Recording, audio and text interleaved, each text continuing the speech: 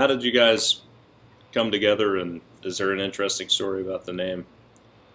Well, it started when I found myself bandless in '95. I had been in another band that broke up, and I was writing songs. It was the first time I didn't have a band for a while, so I was writing songs and contemplating a solo thing.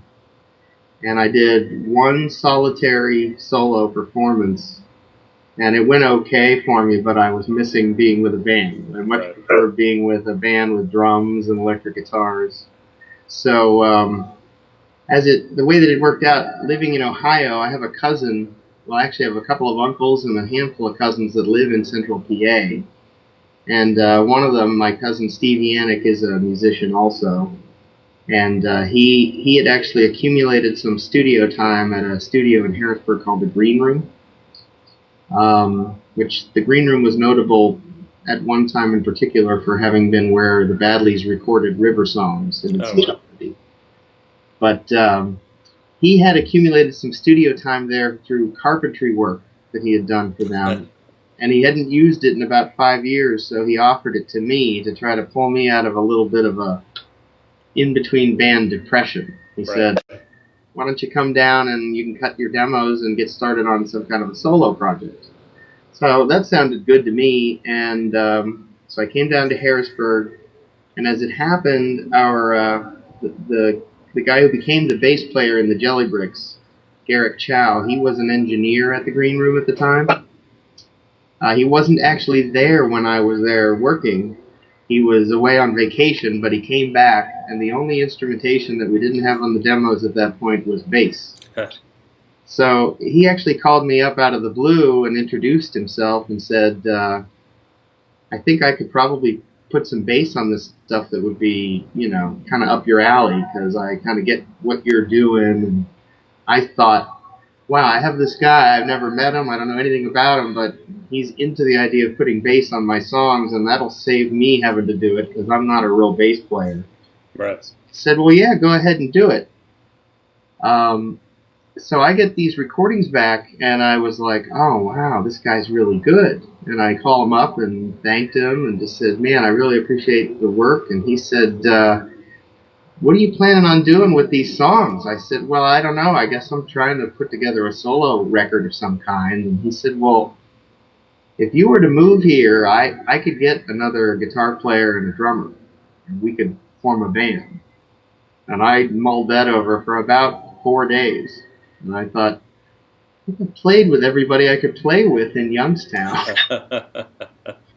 So, believe it or not, in this part of the story I actually really do like. What we used to say is that it was like a blind date that worked out, because, or like a field of dreams. If you move here, we'll have a band waiting for you.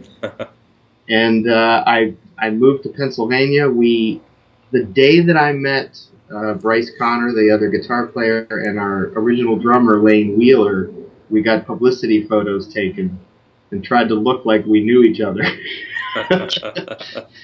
And then we had our first rehearsal, and a couple of the guys from the studio had a lot of faith in the music we were working on, so they actually set up our first gig before we had ever rehearsed, and we were given a deadline, like, you've got to be ready to play a good show by this day. And that was how the Jellybricks were born. We got in a room together, and we knew we had a deadline, so we started working. Wow.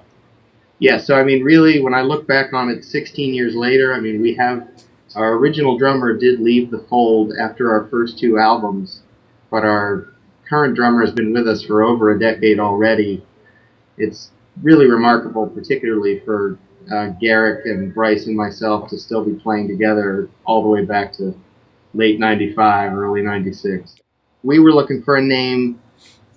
The biggest concern at the time was that we all had a bit of an attitude about the music industry pigeonholing acts into different styles, and bands kind of being relegated to producing similar sounding singles one after another, which goes on to this day. It's Sure.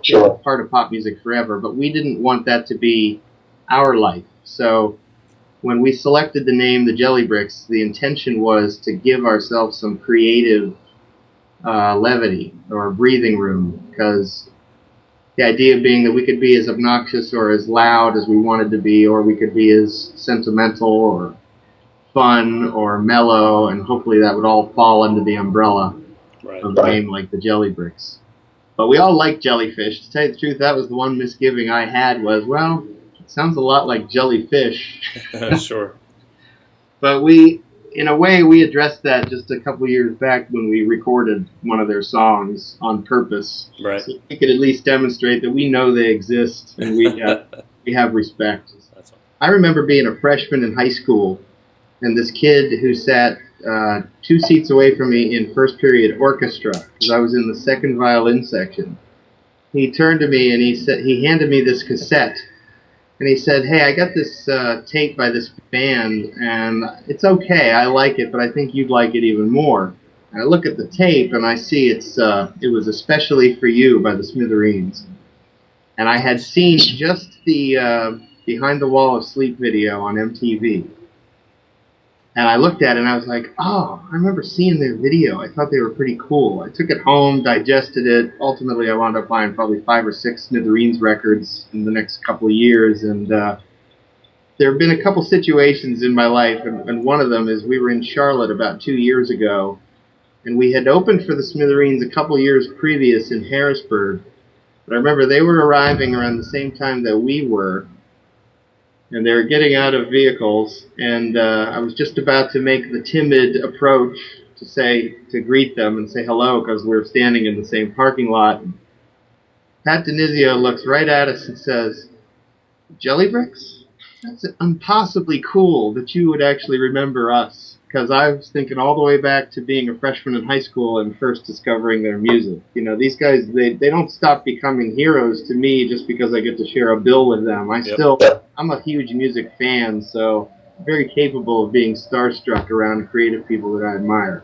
Yeah. And the same remains true with the Smithereens, even though they've been very, very friendly and cordial to us in person. So we put our first 2 records out 2 years apart, and we were on a bit of a nice roll with what were Kinky Boot Beast and Soap Opera. And then our original drummer, Lane Wheeler, he started having problems sleeping on the road, and it became severe enough. We'd been 7 days that he confessed he hadn't slept. None of us were even aware of it. Wow. But it really threw him into a tailspin. That was right after we put out our second album, Soap Opera. And he needed to get away from his job and from the band for a period of months in order to recover his ability to get normal sleep. And at the end of all of that, he determined that he was fearful that the life with the band was going to kick the situation back into place. Right. But we were fortunate enough. The very first show that we played without Lane, Tom Christich, who became our drummer to this day, was in the audience and saw 3 of us on stage with acoustic guitars, and they had some random percussion instruments and drums, and he volunteered to get up on stage and join us. So we said, sure. And I think the next show we had called for a proper drum kit, and we said, "Do you play the drums?" He was like, yeah. So Tom started filling in some shows. We started auditioning a few drummers to try to fill Lane's position, because we were right in the middle of promoting our second album.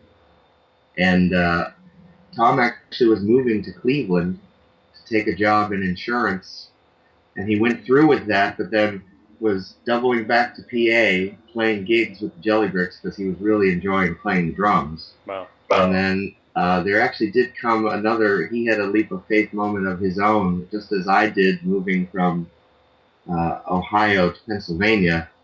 He said, well, if you want the position, it's yours.